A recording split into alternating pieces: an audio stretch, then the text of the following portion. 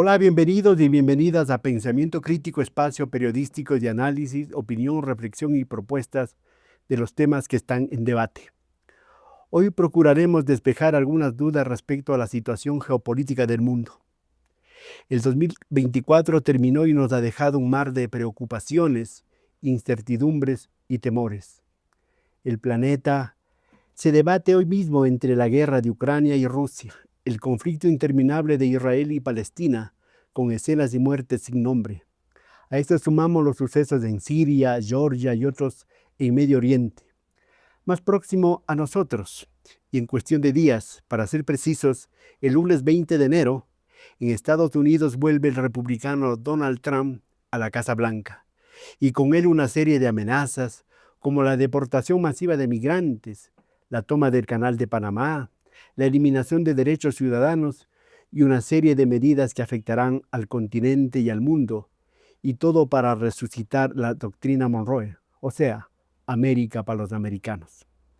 A escala mundial pululan vientos ultraderechistas que hacen gala de relatos y prácticas nazifascistas.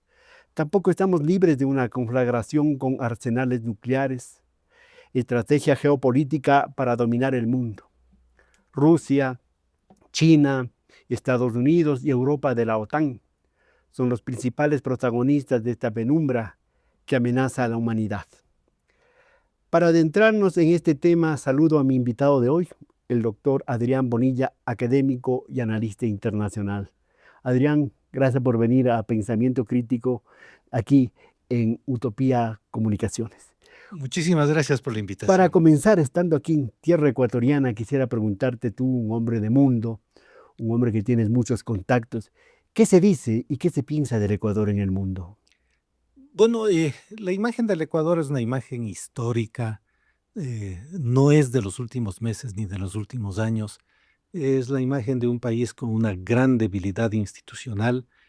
Si uno se fija en la historia del siglo XX y en la historia reciente, pues tenemos algunos episodios, ¿no?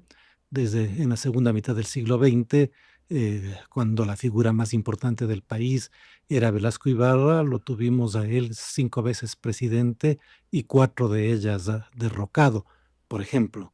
Solo Juntas, uno terminó. sí, junta militar en los años 60, gobierno militar, 2 gobiernos militares en los años 70, una efímera etapa de estabilidad democrática que comienza con Roldós, quien fallece, pero es sucedido por Hurtado, luego por Febres Cordero, Borja y Sixto Durán Ballén, y después con Abdalá Bucarán, una nueva etapa de inestabilidad, porque cae Abdalá Bucarán, cae Yamil Maguad, cae Lucio Gutiérrez.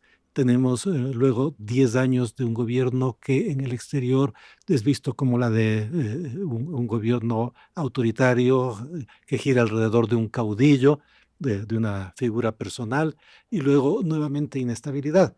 Entonces la imagen del Ecuador es la imagen histórica, es la imagen de un gobierno con o de un país con una gran debilidad institucional que no ha logrado consolidar las posibilidades democráticas y que se ha debatido siempre con periodos de excepción en crisis económicas y crisis políticas. Lamentablemente esa es nuestra carta de presentación ante el mundo, ¿verdad? Nuestra credencial que al fin y al cabo nos genera muchos problemas. Genera problemas de inversión, por ejemplo, ¿verdad? Problemas de otro tipo que impiden que el Ecuador pueda despegar. Y su dependencia, por supuesto, y su dependencia a la deuda externa y todo lo demás. Ahora vamos adentrándonos a lo nuestro. Estamos a pocos días de que el señor Donald Trump llegue a la Casa Blanca y ponga en ejecución todas aquellas amenazas y todas aquellas cosas que dice, y ahora acolitado por un magnate de la tecnología, el señor Musk.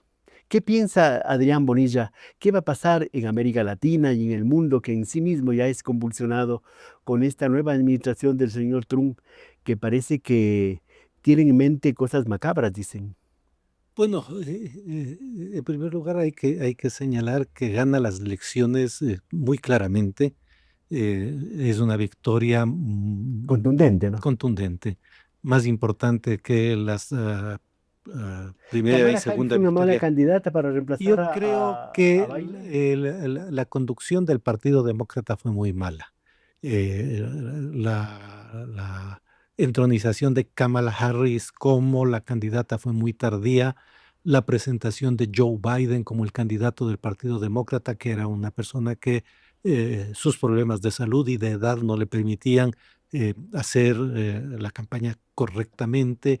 La enorme edad de los dirigentes y dirigentes más importantes del Partido Demócrata, pues fueron generando elementos que permitieron la victoria republicana, independientemente de que la gestión económica, por ejemplo, de los demócratas no haya sido tan malo, su gestión internacional haya sido relativamente pacífica en relación con otros periodos de gobiernos estadounidenses, pero bueno, la victoria de Trump da cuenta de esta mala conducción del partido. Kamala Harris es un producto de Biden y en última instancia el círculo cercano y el mismo Biden son los responsables, creería yo, del colapso del Partido Demócrata en estas últimas En elecciones. todo caso, demócratas o republicanos tienen una línea trazada en No, no materia son lo de... mismo, no son lo Tienen sus mismo. matices, por supuesto, ¿no? No son, son más que matices, ¿no? Son más que matices. Los demócratas tienen una política exterior muy distinta a la que tuvo Trump en su último mandato, aunque claro, como en cualquier gobierno, los intereses así previstos por la clase política dirigente del país se imponen por sobre lo que nosotros podríamos denunciar como los grandes derechos de otras naciones. Eh, Adrián, está el señor Trump liderando la ultraderecha mundial del señor Milei, de la señora Giorgia Meloni. Meloni en Italia y de un poco de gente. Él es, podríamos decir, el republicano libertario, el que está liderando esta corriente ultraderechista que incluso puede tener tintes neofascistas. Es el personaje más importante de esta corriente conservadora a la que yo sumaría al presidente de Rusia, a Putin. Es una corriente que plantea la xenofobia como uno de sus elementos agregadores de voluntades, la repulsión de las libertades civiles de minorías sexuales, la recuperación de la religión como un instrumento de cohesión de las sociedades, el nacionalismo y el aislacionismo como un elemento frente al multilateralismo y la posibilidad incluso del uso de la fuerza para hacer valer los intereses de los gobiernos en el poder. Todo esto forma esta ideología neoconservadora, derechista o ultraderechista, a la que sumaría yo al dirigente que yo te he mencionado, que ha surgido en la última década en Europa y en los Estados Unidos y en América Latina. Todos estas ideas, estas declaraciones, estos relatos de Trump y sus colaboradores, pueden llegar a una tercera guerra mundial. ¿Qué va a pasar en Ucrania? ¿Qué va a pasar en Gaza? ¿Qué va a pasar en Oriente Medio cuando Trump asuma el poder? Bueno, Trump tiene una visión más parecida a Putin que Biden a propósito del problema de Ucrania. Las previsiones son que la solución del problema de Ucrania va a pasar por la imposición a los ucranianos del hecho real de la conquista por la fuerza de tres provincias que eran ucranianas y que van a pasar a ser parte probablemente de la Federación Rusa. Y esa es la salida al conflicto de Ucrania. Trump no intervendría, eso es lo que él ha dicho, apoyando al gobierno de Ucrania en una guerra contra, contra Rusia, y ahí él se diferencia de los países europeos, en donde también la ultraderecha tiene posiciones distintas. Víctor Orbán en Hungría es simpatizante, digamos, de las tesis rusas, pero Giorgia Meloni, que también es de ultraderecha, no está de acuerdo con la invasión de Rusia a Ucrania. Entonces ahí hay mucha heterogeneidad. Entonces, una guerra nuclear con los Estados Unidos como protagonista, yo la descartaría en una presidencia de Trump.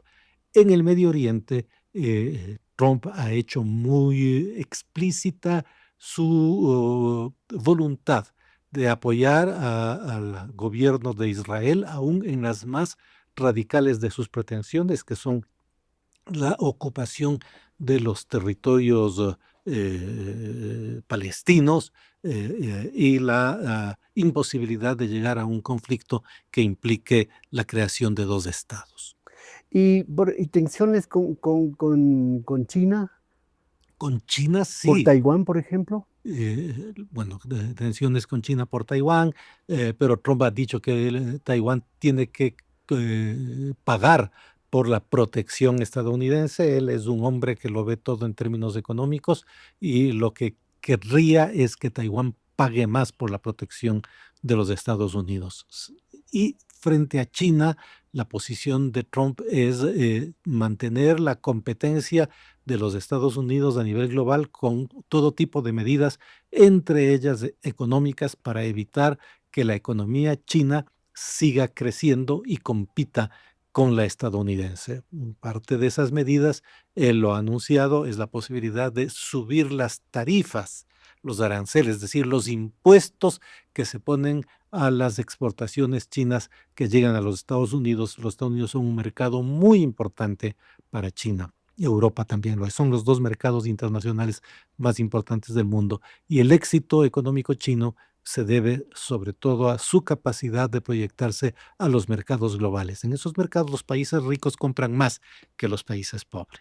Europa y la OTAN, ¿qué pasa con Europa y OTAN? Porque Trump desde el primer periodo, desde la primera gestión, él fue crítico con la OTAN, decía que los Estados Unidos da mucha plata a la OTAN y los otros países no aportan. ¿Cuál va a ser el destino de la OTAN? El destino de Europa, teniendo, por ejemplo, a Francia y Alemania en crisis. Bueno, y en el caso de esos dos países, con la posibilidad en Francia real de que la ultraderecha conservadora simpatizante de Putin gane las elecciones, y en el caso alemán, ya la segunda fuerza más importante en las elecciones alemanas parecería que va a ser la AfD, que es un partido igualmente de ultraderecha, para algunos neofascista, que está siendo apoyado por el socio de Trump, Elon Musk. Entonces, lo que va a pasar pues, va a depender de la política doméstica de estos países. La OTAN probablemente subsista, pero no va a tener políticamente la solidez que ha tenido en el pasado, luego de la Segunda Guerra Mundial y en el último gobierno de Biden, porque Trump evidentemente es escéptico de la OTAN y también es escéptico de la necesidad de los Estados Unidos de mantener una presencia militar en Europa, en el mundo contemporáneo. Ahora aterricemos, Adrián, en nuestro continente, ¿sí? Trump, ¿qué ha dicho? Que como que quiere anexar Canadá. ¿Y qué va a pasar con, con México? Donde constantemente el señor Trump, desde su primer periodo, el asunto del muro, el asunto de la deportación, el asunto de la militarización de la frontera. ¿Qué va a pasar concretamente con México? Porque la señora Claudia Sheinbaum, ella pues ha sido respondona, ella ha dicho que la soberanía y las decisiones los toma el gobierno de México. Así es, pero el 80% de las exportaciones de México van a los Estados Unidos, de tal manera que si hay una sanción económica de los Estados Unidos hacia México, México es muy, muy vulnerable. Entonces, yo no encuentro que el gobierno mexicano tenga las mismas posibilidades de retórica y de oposición que otros gobiernos de América Latina a los Estados Unidos, porque sus conexiones con los Estados Unidos de población y de producción son extraordinariamente importantes y dependen de los Estados Unidos. La economía mexicana depende de los Estados Unidos, así como millones, decenas de millones de personas mexicanas que viven en los Estados Unidos. Entonces ahí probablemente lo que tendremos es algún tipo de negociación. Trump sí ha sido Pero hay explícito. imposiciones. Imposiciones, claro, por supuesto. Una negociación con ventaja porque los Estados Unidos tienen ventaja sobre México dada su fortaleza económica y militar y política mucho mayor. Entonces, ahí México tendrá que negociar y tendrá que neutralizar los eventuales perjuicios que se le pueden otorgar desde los Estados Unidos, como lo hizo López Obrador, ¿no? Que tuvo que sostener una relación amistosa con Trump. Se volvió amistosa luego de que a lo largo de la campaña, en la primera vez, Trump fue muy hostil con México. México con López Obrador no respondió y al contrario se adaptó de manera que su economía y su política no sean afectadas desde los Estados Unidos, que es un escenario que es malo para México, pero también malo para los Estados Unidos. Entonces, una solución de negociación parecida a la que López Obrador logró, probablemente tenga que ser la opción de la presidenta de México. O sea, valdría recordar entonces aquel dicho tan cerca de Estados Unidos y tan lejos de Dios, ¿no es cierto?, de los mexicanos. Bueno, los mexicanos son muy cercanos a Dios, son devotos de la Virgen de Guadalupe, pero sí están muy cerca de los Estados Unidos también. ¿Y qué va a pasar con Canadá? Ahora mismo en Canadá también hay una crisis, renunció el primer ministro, por ejemplo, y le ha dicho que a Trump le encantaría que Canadá también Sí, pero que sea absorbida por la Unión esa Americana. es una declaración retórica, ¿no? Canadá es un país con una economía muy importante y es un país, Y del G20 y todo eso, pues, ¿no? exacto, y es un país de gobierno parlamentario. Entonces, la renuncia de un primer ministro es menos impactante en la política que la renuncia de un presidente de la República. Y además, la idea es que Trudeau va a seguir gobernando hasta que el Partido Liberal que él dirige escoja una persona que pueda enfrentarse al conservador en las elecciones canadienses, aunque todas las previsiones hacen pensar que el Partido Conservador lograría una victoria muy importante. Es de alguna manera un adelanto de elecciones de esta renuncia de Trump, pero eso es algo bastante normal en países de democracia parlamentaria. Tendrán que reformularse, renegociar el tratado de libre comercio que hay entre Estados Está Unidos y México y y Canadá, Canadá. y Canadá. Sí, está previsto para el 2025. La última versión del tratado dio 5 años para que se vuelva a negociar. Está en el tratado último, en la última versión, dice este tratado tiene una vigencia de 5 años y luego volvemos a negociar. Entonces sí, se va a negociar. ¿Y qué pasa con Panamá? Panamá como que vuelve otra vez al debate y como que no sirve nada el acuerdo Torrijos-Carter, y Carter a propósito se murió hace pocos días. ¿Qué pasa con Panamá? Ese es un problema más agudo. Ahí lo que se prevé es que Trump plantee estas declaraciones radicales con el propósito de generar una agenda que le Pretexto la tarifa, ¿no? La tarifa es un pretexto para sí, mí. que le permitan negociar. Probablemente lo que quiera negociar el gobierno de los Estados Unidos, si esta idea persiste, es una mayor presencia de los Estados Unidos que siempre ha tenido en la gestión del canal y una neutralización de una eventual presencia china en el manejo del canal o de los servicios que se brindan al canal. Esto es lo que en términos geopolíticos querrían los Estados Unidos, que ese canal sea de alguna manera gestionado en forma bilateral por los Estados Unidos y por Panamá, sin la presencia de otras potencias y concretamente de China. Eh, eh, pero no olvidemos que el primer usuario del canal de Panamá son los Estados Unidos, porque se mueven buques del Océano Atlántico al Océano Pacífico a través del Canal de Panamá, y el segundo usuario es la China, ¿no? Países como el Ecuador y Chile también son muy importantes. Chile es el cuarto usuario del Canal de Panamá y el Ecuador el séptimo. ¿Y crees que algún rato se podrá eh, construir, porque se hablaba de construir un nuevo canal, por ejemplo, en Nicaragua, por decir, y otros lados para bajar eso del monopolio, llamémosle, del canal de Panamá? Bueno, es un proyecto que una empresa privada china planteó al gobierno nicaragüense, pero que nunca se llevó a cabo. No sabemos si por razones políticas o de inversión. Es un canal mucho más caro que lo que podría ser el canal de Panamá. Y además, cuando la empresa china, no es del gobierno, la empresa china planteó esta posibilidad, empezaron los trabajos de ampliación del propio Canal de Panamá que duplicaron su capacidad. Eh, Hace 10 años más o menos de eso, ¿no? sí, ahí está el proyecto, pero claro, la competencia y eventualmente el enfrentamiento económico entre los Estados Unidos y China podría tener una incidencia en la posibilidad de que esos proyectos arranquen.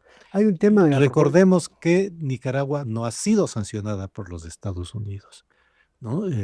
Que Nicaragua tiene una importante fuente de divisas a través del flujo de los remesas Remesas, de ¿no? los migrantes o sea, los Estados Unidos podrían oponerse a la construcción de ese canal todavía con medidas de sanciones sobre las cuales Nicaragua todavía no ha sufrido consecuencias. Tiene cartas escondidas, ¿no?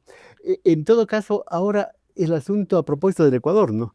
De las bases militares, el asunto de la base militar que dicen en Galápagos, ahora mismo se debate en la Asamblea una enmienda que está planteando el presidente para la base militar.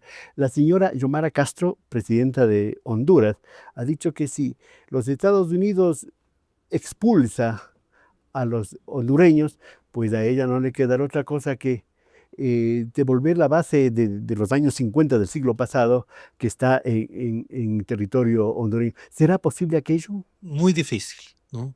Cuba no ha podido librarse de la base de Guantánamo.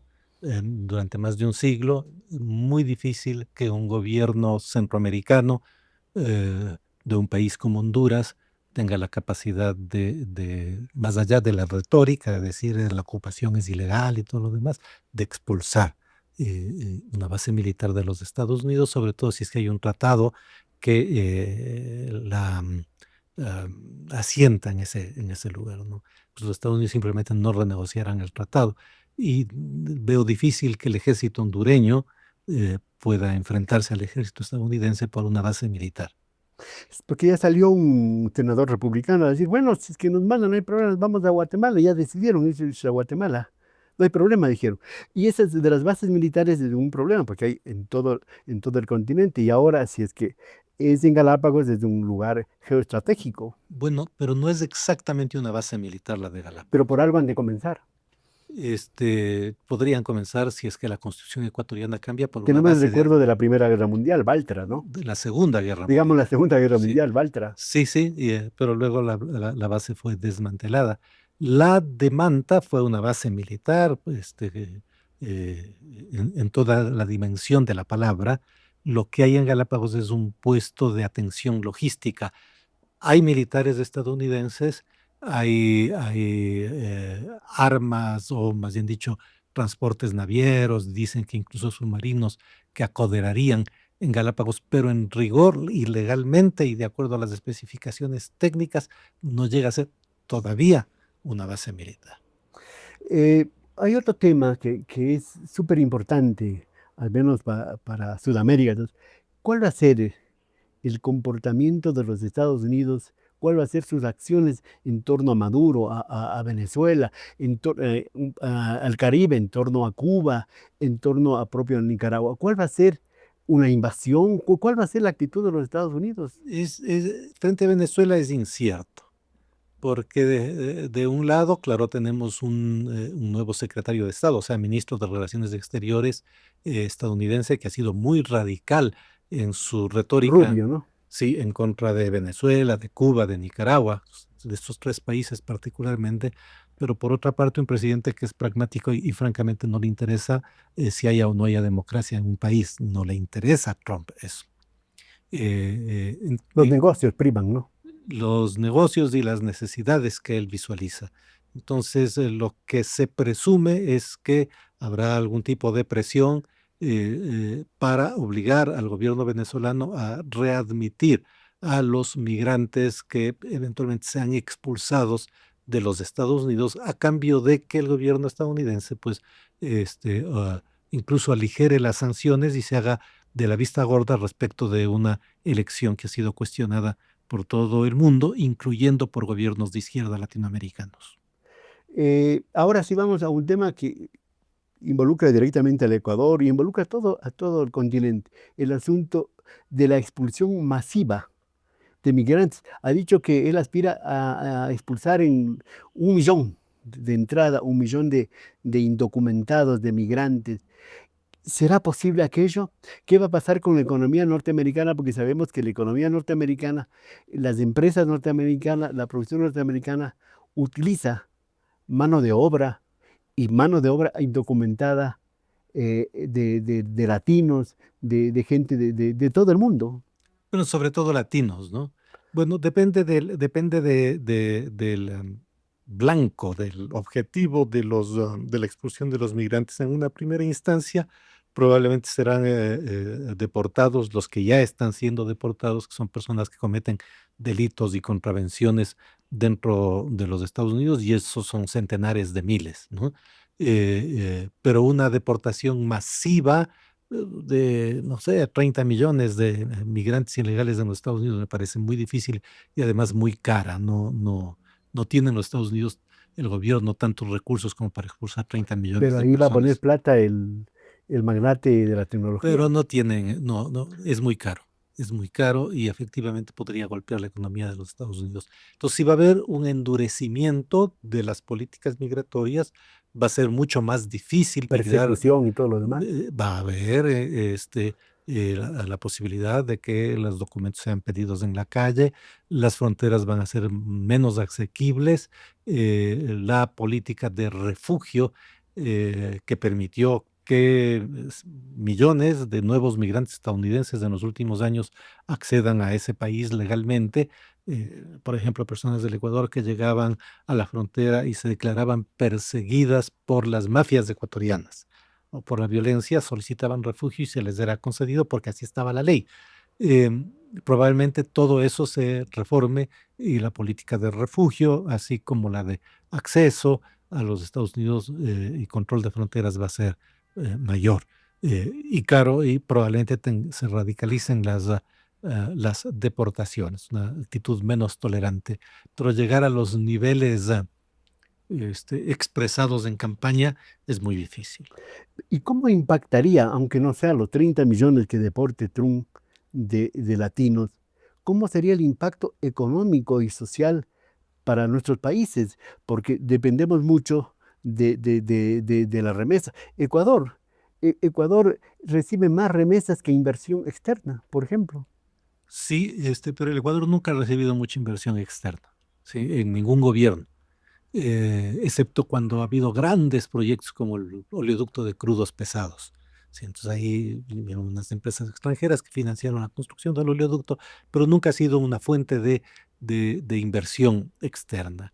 Las remesas en el Ecuador son importantes, son como 6.000 millones de dólares, es un porcentaje del 4, casi el 5% del Producto Interno Bruto, eso es bastantísimo, pero hay otros países absolutamente dependientes, como por ejemplo Honduras, en donde la presidenta de Honduras, que está brava, pues tiene que enfrentarse a la realidad de que Que casi tiene el más del 30% del 30% del Producto Interno Interno Bruto. Bruto de Honduras depende de las remesas. Entonces, pues una cosa es hablar para los electores y otra cosa es enfrentarse al manejo de situaciones económicas y políticas. ¿Y cuándo hacer lo que muchos sugieren? Que los Estados Unidos sería mucho más fácil aportar al desarrollo de los países para que no exportemos. Y no solamente aportar al desarrollo, sino pagar lo justo, por ejemplo, por el asunto de las materias primas, que los acuerdos sean favorables a nuestros países, para que no vayan ecuatorianos, hondureños, colombianos o peruanos de toda América Latina a los Estados Unidos. Lo que pasa es que los precios de los productos de exportación se manejan por eh, regímenes de mercado internacional. Entonces, el costo de la caja de bananos es lo mismo en Estados Unidos que en otro país. El costo de la caja de banano que sale del Ecuador, que va para China, cuesta lo mismo que si va para los Estados Unidos. Entonces, pero la ideología económica de los Estados Unidos desde su fundación ha sido liberal. No es un país que se levanta sobre subsidios y menos sobre subsidios a otras naciones. Porque la idea es atacar las causas de la migración, no la migración como tal. Claro, pero por ejemplo, ¿cuáles son las causas de la migración en Venezuela? este, Un régimen el político, un colapso poco de económico cosas. del país, claro, pero ¿cuál es la responsabilidad de los Estados Unidos en el colapso económico de Venezuela o de Ecuador? Pero no sé hasta dónde, por ejemplo, en los bloqueos sean una medida Sí, acertada pero que son hace los Estados posteriores al Unidos. colapso. Porque a la Sí. larga el Entonces, asunto planteémoslo, ¿cuál es la de las sanciones responsabilidad de perjudican a Washington? los pueblos, no, no ¿Cuál al es? gobierno. Claro, por supuesto, las sanciones unilaterales perjudican a las personas y no a los gobiernos, porque a los gobiernos no les pasa absolutamente nada. Pero no hay, o sea, si tú te pones a pensar como un republicano, te va a decir cuál es la responsabilidad nuestra en la crisis económica del Ecuador. Y ahora, un tema para terminar, Adrián, el asunto de la droga. El asunto, Estados Unidos, y ahora Europa, todo eso, son los máximos consumidores de la droga y se ataca a los productores, a los países productores. Bueno, ¿Cómo enfrentar sí, esto pero y cuál es la idea de Trump en este caso? esa idea depende. Las drogas producidas en la región andina sí, se están empezando a consumir en América Latina. América Latina es la tercera consumidora de cocaína del mundo y creciendo. Brasil a la cabeza. Los países del Cono Sur, en todos el índice de consumo es altísimo, en toda América Latina, desde México hasta Chile. Los Estados Unidos ya no son el principal consumidor mundial, son los europeos, seguidos por los Estados Unidos e inmediatamente después América Latina. Pero, Adrián, los recursos que produce la droga, no me va a decir que no se lava en los Estados Unidos. Se lava en los Estados Unidos y en los países donde se encuentran Y las eso no se transacciones. ataca. A ver, cómo se controlan los recursos que se lavan de droga producida en Colombia o en Perú? O la droga que sale del Ecuador. O sea, es obvio que se lavan en esos tres países, ¿no? La última cadena de consumo, los Estados Unidos de Europa, probablemente es la que genera más recursos, como cuando uno compra papas en el supermercado. Los que más ganan son los del supermercado, no son los agricultores, ¿sí? En el caso, pero nuevamente, América Latina es ya el tercer consumidor mundial de cocaína y de las otras drogas producidas en la región. Entonces, Menos eh, fentanilo, ¿no? fentanilo, bueno, fentanilo se está empezando a consumir, pero el fentanilo se produce en los propios Estados Unidos, se produce en México. Esa es una droga que, por ejemplo, el control del fentanilo no tiene que ver, por ejemplo, con Colombia, Ecuador, Perú o Bolivia o Brasil, ¿sí? O Estados Centroamérica. Unidos. Sí, pero es una droga que se produce en los mismos Estados Unidos, entonces no es un problema global como fue en un momento la cocaína. Entonces no se puede decir del fentanilo que los recursos de lavado del fentanilo son recursos que son de América Latina. No, se produce y se consume en los Estados Unidos Sí, se produce y se fundamentalmente. consume. La Entonces, ahí materia prima viene de todas partes del mundo, entre otras fuentes. China se produce en México pero puede también, contaminar a nuestros países. como el sistema financiero. El sistema financiero es global y la contaminación es global a nuestros países, al África, al Asia, a China, a Europa, a todos. Y para terminar esta vez, sí, Ecuador en los Estados Unidos. Tenemos un presidente nacido en los Estados Unidos, Ujú. que ama a los Estados Unidos, que tiene sus grandes capitales, sus grupos económicos en los Estados Unidos. ¿Qué pasa con el Ecuador? Que ahora mismo si el asunto de la base militar, si se aprueba el cambio de la constitución, se les da carta abierta a los marinos norteamericanos, ¿qué va a pasar con el Ecuador? ¿Qué va a pasar con esta relación con los Estados Unidos, de dependencia que hemos tenido siempre? Es una la relación del gobierno del presidente Noboa con los Estados Unidos es una relación de simpatía. ¿Como de padre a hijo? Es una relación entre dos asimétrica, porque los Estados Unidos son bastante más en su economía y en su poder político y militar que el Ecuador. Entonces, es asimétrica, como es con México también. Sí, la relación es asimétrica. No hay relaciones simétricas, ¿no? En relaciones internacionales no hay relaciones entre iguales porque los países no son iguales. En el caso o sea, tenemos gobiernos que están más cercanos a los Estados Unidos en América Latina y otros que están menos cercanos. Hay gobiernos que son hostiles a los Estados Unidos, pero eso es lo normal en política internacional, ¿no? Adrián, para terminar entonces, ¿cuál sería tu resumen, tu síntesis y tus conclusiones de esto que estamos hablando, de la geopolítica mundial, los peligros que existen, la dependencia, este asunto de la unipolaridad y la búsqueda de la pluripolaridad del mundo? Bueno, el mundo ya es multipolar. El mundo ya es multipolar. O sea, los Estados Unidos no son hegemónicos, los Estados Unidos no son la única potencia. Este, hay un grupo pequeño, Pero es la que más de gran- amenaza. es la más grande de todas, por el momento, ¿no? Pero tenemos otras grandes potencias en el mundo. Entonces, ya hay varios otros polos. Está China, está la Unión Europea, si la tomas en su Un grupo. conjunto, tienes otros países menores, no con gran poder militar, pero con una economía La India, todo eso. relativamente pequeña para sus dimensiones, que es Rusia. Está la India, que está creciendo mucho. Están otras potencias Sudáfrica. intermedias. Bueno, Sudáfrica está en los BRICS como el poder africano, pero no es la economía más grande ni siquiera del África. Está Irán, ¿no? Están países como Brasil, que pretenden ser potencias intermedias, que se proyectan globalmente. Es decir, es un mundo ya de muchos polos. Está Australia, está Japón, están las Coreas, ¿no? Entonces no es el mundo del final de la Guerra Fría, donde había una única superpotencia. Ahora ya el mundo es multipolar. Pero la organización de la política del mundo, la institucionalidad, es la que viene después de la Segunda Guerra Mundial y ya es obsoleta, y ya es obsoleta. Eh, y lo que nosotros tenemos ahí, pues es un mundo en donde lo que es nuevo no termina de nacer todavía, ¿sí? Adrián, en todo caso, la incertidumbre persiste. Persiste. La humanidad estamos como con una espada de Damocles arriba, amenazas de guerra nuclear, amenazas de esto y lo otro. Esperamos que los líderes piensen en la humanidad y no piensen, aunque ellos ya parecen tener sus búnker para, para protegerse. Gracias, Adrián. No sé, Gracias, Fernando. algún No, comentario. no, muchísimas gracias por la conversación, ha sido muy rica.